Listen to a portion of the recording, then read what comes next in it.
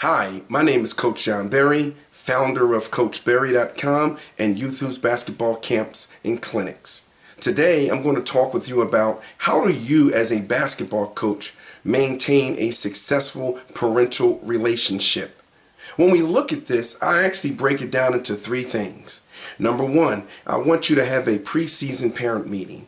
Number two, I want you to make sure that the parents understand what your philosophy is. And number three, ensure that players come to speak with you first if they have any issue.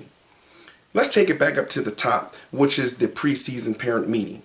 At this preseason parent meeting, the first thing you want to discuss is what are the team goals. Generally speaking, my goal with a team is I want to make sure I maximize, their abilities in the form of playing on the court. That's the most important thing for a coach. A coach has to be able to take their players, maximize their abilities, maximize their talents so that the team can benefit the most. In addition to that, I want my players to maintain a certain level of academic standards as well as be a good person off the court. The second thing that we're going to talk about in this parent meeting is the communication center, the nerve center. I want to basically spell out to the parents exactly how I'm going to communicate with them, especially when it comes to practices, games, the locations of away games, if they need any day-to-day information, then I'm going to let them know specifically what resources are out there that they can go to in order to get this information. Generally speaking, I normally will put up some sort of a small website. And on this website, you'll have all sorts of things. The team roster, the team calendar or the schedule, the coach's contact information. It also has things like what's the address to all of the away games. The next thing here is we deal with practice times. I'll let them know straight up, what times we're going to have practice. Given that I'm a high school basketball coach and gym time sometimes isn't available, I'm forced to sometimes practice in the morning, 6 o'clock. And I let parents know up front, maybe once a week we're going to have to practice at 6, but most of the time it's going to be after school. So you want to let the parents know up front what the expectation is for practices as well as the actual duration of the practices. Number four, I want to make sure, or I'm going to ask the parents for their parental support. I'm going to need them for things like I need somebody to kind of keep track of the book during the game, or maybe we need parent rides, to a game, or maybe we need to have some sort of a fundraiser. Somebody sort of has to work the door.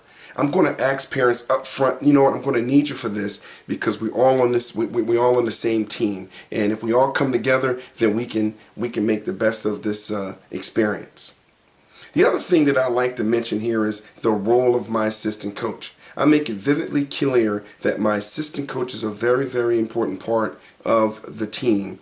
And, me and the assistant coach, we're one and one. What one person says, the other is going to believe the same thing and vice versa. I also say it because oftentimes if I have to miss a practice or something comes up and the assistant coach has to step in, the parents would have already been a preference about the assistant coach. The other thing here is I'll open the door up for questions and answers. And this is important as well because they'll start asking certain questions and you can kind of address it right up front in front of all of the parents. One note I need to make here is this. Sometimes when you call this parent meeting, there will be a parent or two that won't attend. And sure enough, as the season progresses and certain things happen, that parent who missed the meeting is going to say something or do something that you discussed ad nauseum during the parent meeting. So just be aware of that. Make a note of who didn't show up, and if you get a chance, maybe you can have a side conversation or a side meeting with that parent or two to make sure that everybody's on the same page.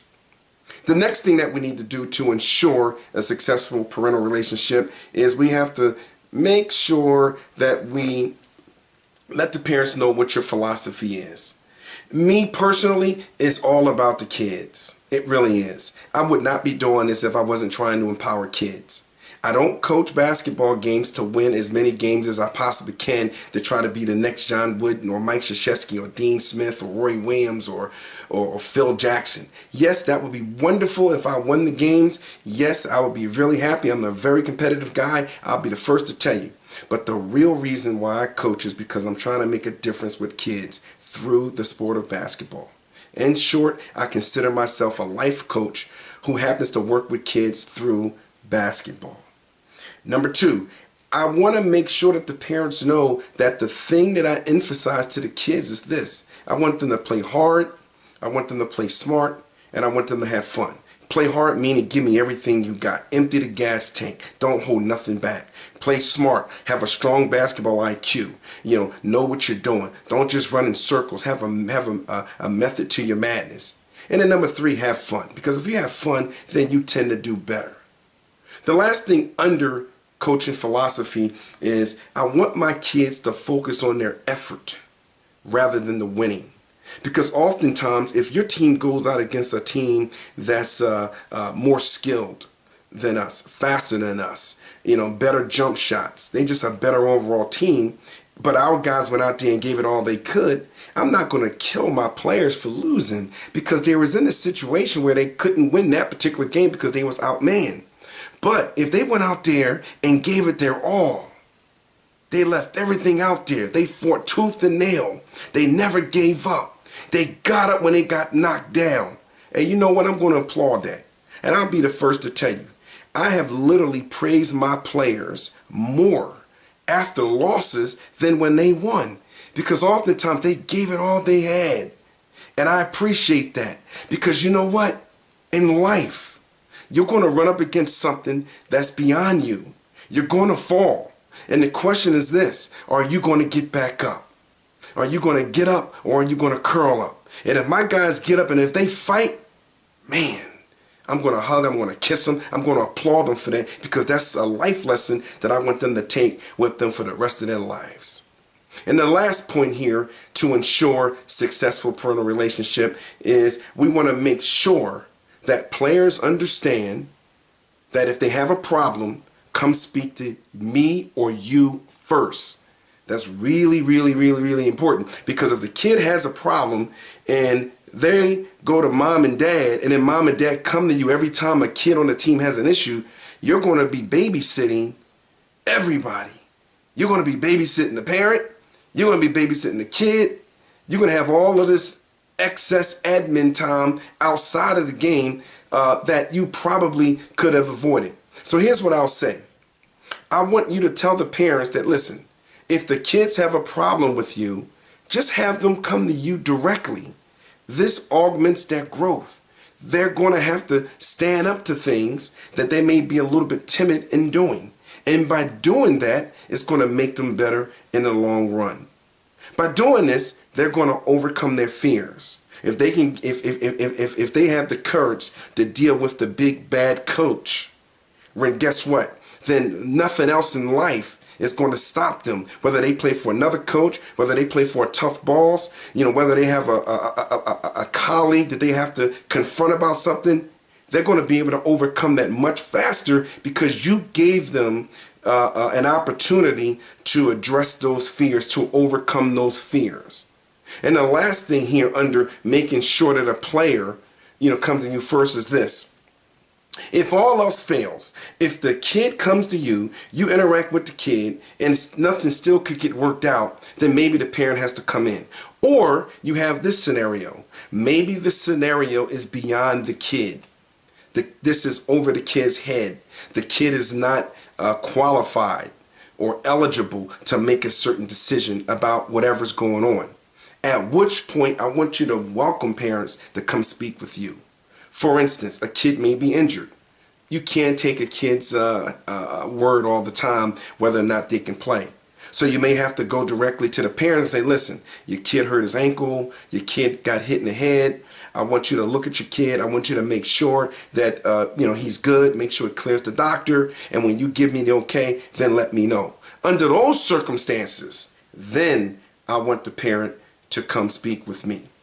So to recap, the 3 top things you have to do to maintain a successful parental relationship. Here it is. Number one, make sure you have that preseason meeting with the parents and make sure you discuss all of the things that we just talked about. Number two, make sure the parents are well aware of what your coaching philosophy is. And number three, I want you to make sure that the kid comes to you first if he or she has any issues. The only time there's an exception is if the issue is over the kid's head. That being said, if you want to hear more video blogs by myself, Coach Berry, simply go to coachberry.com/blog and you'll see many other topics. Until next time, have a great day. Cheers.